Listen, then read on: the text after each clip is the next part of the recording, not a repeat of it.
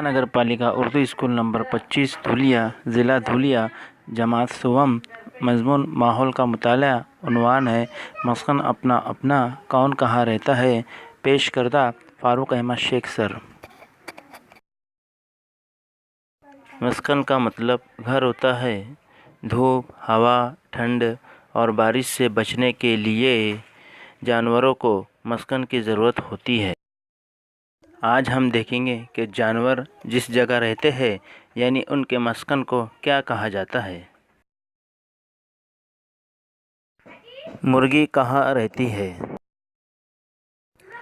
ڈربے میں رہتی ہے۔ چڑیا کہاں رہتی ہے؟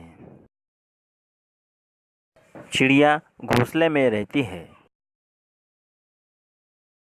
شیر کہاں رہتا ہے؟ شیر پہاڑوں کی غاروں میں رہتے ہیں۔ شہد کی مکھی کہاں رہتی ہے؟